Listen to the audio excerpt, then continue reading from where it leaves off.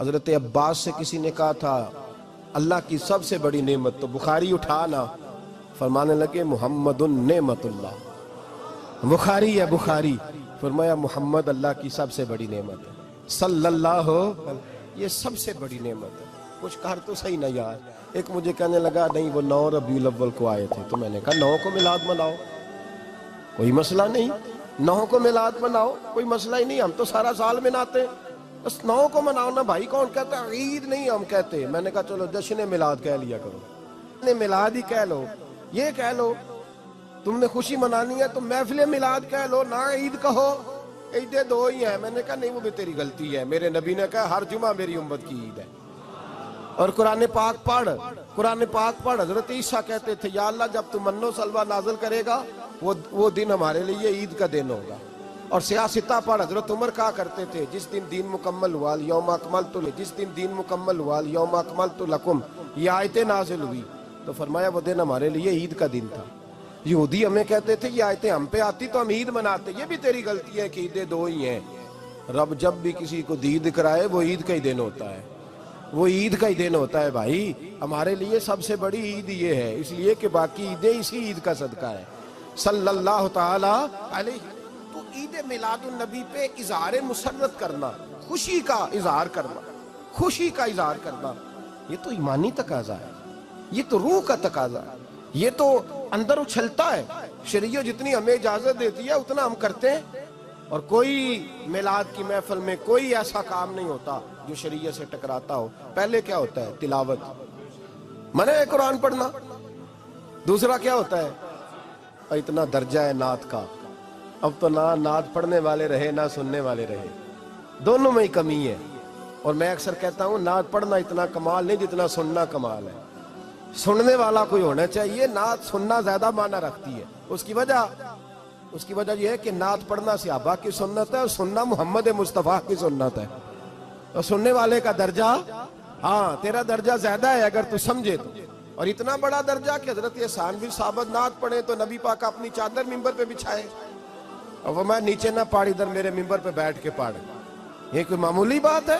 رسول اللہ کی نعت سننا، بلغ العلا بے کمال ہی کشفت دجا بے جمال ہی حسنت جمیع۔ شیخ سعدی کہتے ہیں 3 فقرے لکھے تو چوتھا ہوتا ہی نہیں تھا، میں سو گیا، بڑا پریشان تھا کہ چوتھا فقرہ نہیں بن رہا۔ بلغ العلا بے کمال ہی کشفت دجا بے حسنت جمیع، چوتھا لکھا نہیں جاتا تھا، نیند آ گئی، میری آنکھ لگی تو محبوب کا دیدار ہوا۔ حضور نے فرمایا پریشان پڑے ہو؟ میں نے کہا محبوبہ 3 لکھے ہیں، چوتھا بن ہی نہیں رہا۔ حضور نے فرمایا چل سنا نا مجھے، یہ چھوٹا نعت پڑھنا کوئی چھوٹا کام ہے؟ یہ تو ہم نے کھاتا ہی غلط لوگوں کو دے دیا ہے، وہ تو اس قابل ہی نہیں تھے کہ نعت سنی جاتی۔ بلغ العلا بے، شیخ سعدی کہتے ہیں میں سنانے لگا اور مصطفیٰ سننے لگے۔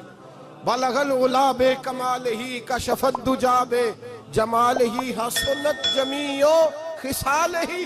تو حضور نے فرمایا چل سعدی کہہ دے صلو علیہ وآلہ، کہہ دے صلو علیہ وآلہ۔ فرماتے میں کہتا جاتا تھا اور مصطفیٰ مسکراتے جاتے۔ کوئی چھوٹا درجہ ہے نعت؟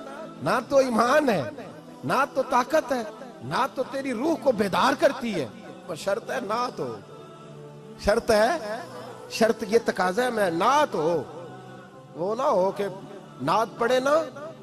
میرے حضرت صاحب فرماتے ہیں نعت کا مقصد ہے جب بندہ نعت پڑھے تو اس کا دل نبی پاک کے گنبد کی طرف جائے، جب نعت سنے تو اس کی توجہ رسول پاک کی جانب جائے۔ یہ نہ ہو کہ نعت سنے تو توجہ گانے کی جانب جائے، یہ نہ ہو کہ نعت ہو رہی ہو تو لوگ کہیں، میرے کان میں لوگ کہہ دیتے، اب یقین کریں محفل میں بیٹھے لوگ کہتے ہیں فلانے گانے کی طرز پہ لاندہ جی، تو کدھر گیا دھیان اس کا؟ یہ نعت تو نے پڑھی ہے، یہ نعت سنی نہیں آج تک۔ ہاں اگر نعت پڑھنی ہو تو علامہ اقبال کی لکھی ہوئی پڑھا کر، اگر نعت پڑھنی ہو تو شیخ سعدی کی لکھی پڑھا کر، اگر نعت پڑھنی ہو تو حضرت احسان بن ثابت کی لکھی پڑھا کر۔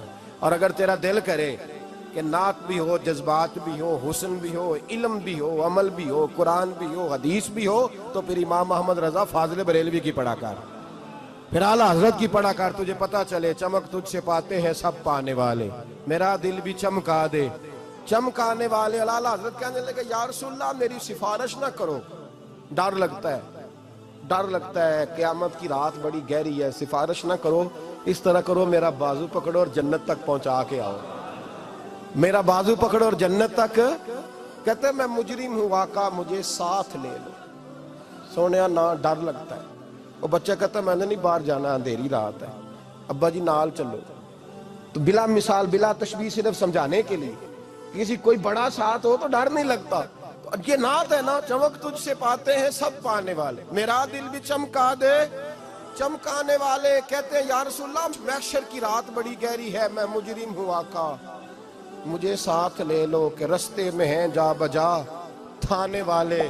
سونے جرم کر کے آیا اور پکڑا نہ جاؤں کہیں، مہربانی کر مجھے پردوں میں چھپا لے، مجھے مدثر اور مزمل کی چادر کے نیچے کر لے، میں مجرم ہوں آقا مجھے ساتھ لے لو کہ رستے میں ہیں جا بجا تھانے والے.